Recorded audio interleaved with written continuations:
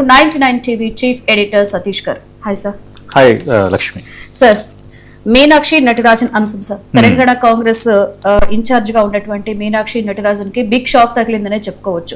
Actually ఈ రోజు supreme కోర్టులో ఆమె యొక్క పిటిషన్ కూడా కోర్టు కొట్టివేయడం జరిగింది. ఎలా చూడొచ్చు అంటారు సార్ దీన్ని? అసలు అంటే యాక్చువల్ గా సుప్రీం కోర్టులో ఏమైనా అద్భుతం జరుగుతుందా అని కాంగ్రెస్ తో పాటు చాలా మంది వెయిట్ చేస్తారు సుప్రీం కోర్టు దీన్ని ఎలా తీసుకుంటుందని. ఎందుకంటే మీనాక్షి నటరాజన్ సంబంధించి రాజ్యసభ సభ్యత్వం సంబంధించి అటు మధ్యప్రదేశ్ లో అక్కడ ఉన్న రిటర్నింగ్ అధికారి ఈమె కొన్ని అంశాలను పొందుపరచలేదు. ప్రధానంగా ఈమెకి గతంలో ఒక కేసు విషయంలో కోర్టు సమన్లు వచ్చిన ఆ విషయాన్ని పొందుపరచలేదన్న అంశాన్ని బీజేపీ అభ్యంతరం వ్యక్తం చేయటం, ఆ నేపథ్యంలో అక్కడున్న రిటర్నింగ్ అధికారి ఈ నామినేషన్ తిరస్కరించడం జరిగిపోయింది. అది మధ్యప్రదేశ్ లో ఒక రాజ్యసభ సీటుకు జరిగిన సంబంధించిన అంశం అయినప్పటికీ దేశవ్యాప్తంగా ఇక్కడ ఇష్యూ అయిపోయింది. ఓట్ల చోరీ కాదు, సీట్ల చోరీ కూడా పాల్పడుతున్నారు అంటూ కాంగ్రెస్ పార్టీ ఒక ఇష్యూ తీసుకుంది. ఈ రోజు గాంధీ భవన్ దగ్గర భారీ నిరసన కార్యక్రమాన్ని కూడా ఈరోజు కాంగ్రెస్ పార్టీ తీసుకుంది. అయితే దీనిని అంటే నామినేషన్ తిరస్కరించారు అన్న అంశాన్ని ఈసీకి ఆల్రెడీ కాంగ్రెస్ పార్టీ ఫిర్యాదు చేసింది. ఈ మీన్వైల్లో సుప్రీంకోర్టు మెట్లెక్కింది. సుప్రీంకోర్టు మొత్తం ఈ పిటిషన్ ని కొట్టిపారేసింది.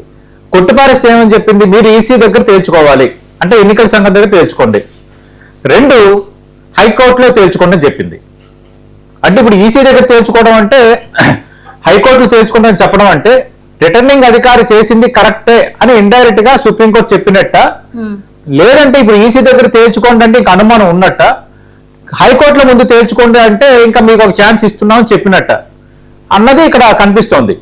ఏదేమైనా ఈ రాజ్యసభ ఎన్నికలకు సంబంధించిన ప్రహసనం అంతా ముగిసిపోతుంది. ముగిసిపోయిన తర్వాత కూడా ఈ కేసు కంటిన్యూ అవుతూనే ఉంటుంది. దానివల్ల మీనాక్షి నటరాజన్ కు కాంగ్రెస్ కు వచ్చే లాభం లేదు.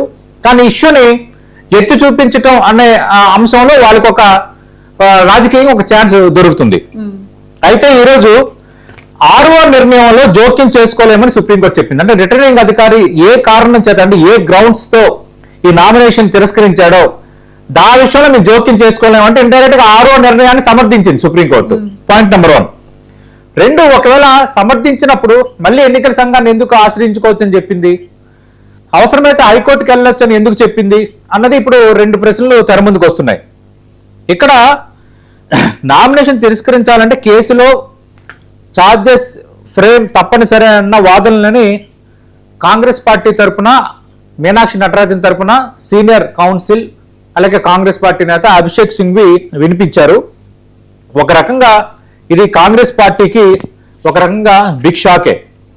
అయితే ఇక్కడ ఏంటంటే ఫామ్ 16 కాలం, ఈ ఫామ్ 16 కాలం అంటే